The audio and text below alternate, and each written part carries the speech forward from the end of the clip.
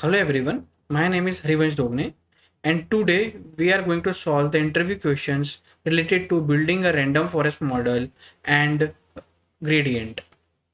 So, alright everyone, today we are going to answer one of the most commonly asked machine learning interview questions. How do you actually build a random forest model from scratch step by step? Let's walk through the entire process together and I'll explain both the concept and the code so that even if you are a complete beginner, you will walk away understanding exactly what's happening at each stage. Before we divide it into the steps, let me quickly explain what a random forest actually is.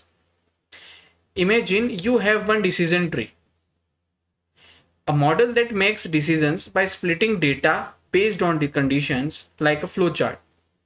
One tree can make mistakes, but what if instead of relying on one tree, you build hundreds of trees, each trained on a slightly different random sample of your data, and then tell all of them vote on the final answer.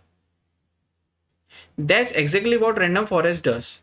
It's an ensemble method. It combines many weak learners into one strong accurate model. The random part refers to two things: random sampling of data rows for each tree and random selection of features at each split. This randomness is what makes it so powerful. Each tree is different, so their error don't stack up. Now let's go through the 7 steps. Step 1 is importing libraries.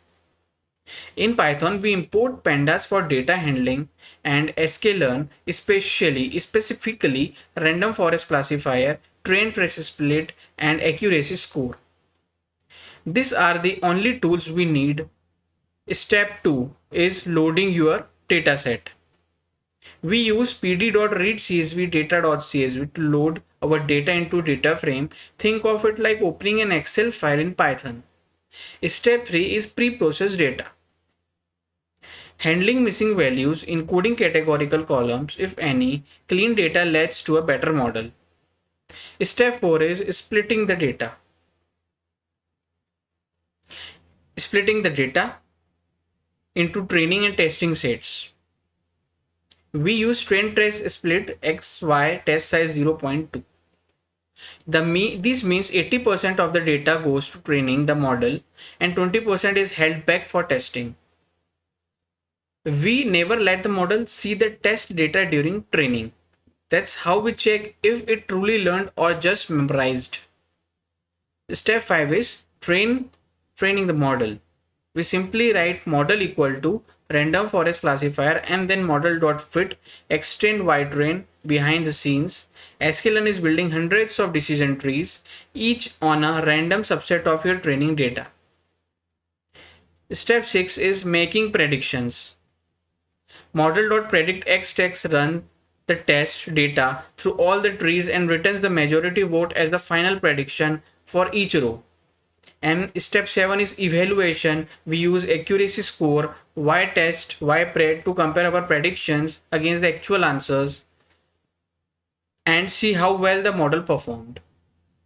The beauty of this entire pipeline is that you can swap out random forest classifier with any other sklearn model, logistic regression, SVM or gradient boosting, and the rest of the code stays exactly the same. That's the power of sklearn's consistent API design. Now we come towards our gradients in machine learning. And this is a concept that confuses a lot of beginners, but is absolutely fundamental to understanding how machine learning models actually learn. The question is, what are gradients and why do they matter? Let's start with a simple analogy. Imagine you are blindfolded on a hilly landscape and your goal is to reach the lowest point, the valley. You can't see anything, but you can feel the slope of the ground under your feet. If the ground is sloping downward to your left, you take a step left. If it's sloping down to your right, you step right. You keep doing this, feeling the slope and stepping in the downhill direction until you reach the bottom. That slope you are feeling under your feet. That's the gradient. In machine learning, the hilly landscape is the loss function, a mathematical measure of how wrong your model's predictions are. The model's goal is to find the lowest point of this landscape, the point where the error is smallest.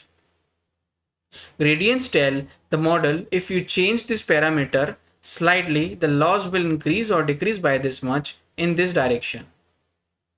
This is how the model knows which way to update its weights. Now let's break down the four key ideas from the slide. Rate of change. A gradient is simply the derivative of the loss function with respect to each model parameter. It measures how sensitive the loss is to a small change in that parameter. If the gradient is large, it means even a tiny change in that parameter will have a big impact on the loss. Optimize engine. Gradients are the fuel that powers optimization algorithms like gradient descent, stochastic gradient descent, and ADAM. These algorithms use the gradient at every step to decide how to update the model's weights. ADAM is especially popular today because it adapts the learning rate automatically for each parameter, making training faster and more stable. Loss minimization. By computing the gradient of the loss, the model learns not just that it made a mistake, but which direction to move each weight to fix it. This is done through a process called backpropagation. In neural networks, gradients flow backwards from the output layer to the input layer, updating weights at every layer. Now parameter updates. The gradient tells you both the direction, which way to move, and the magnitude, how big a step to take. The actual update formula is new weight equal to old weight minus learning rate into gradient. The learning rate controls how big each step is. Too large and you overshoot the minimum. Too small and training takes forever. So, to summarize in one line, a gradient tells your model which direction increases the error most rapidly, and the model moves in the opposite direction to reduce it. Which gradients machine learning as we know it today simply would not exist. Thank you.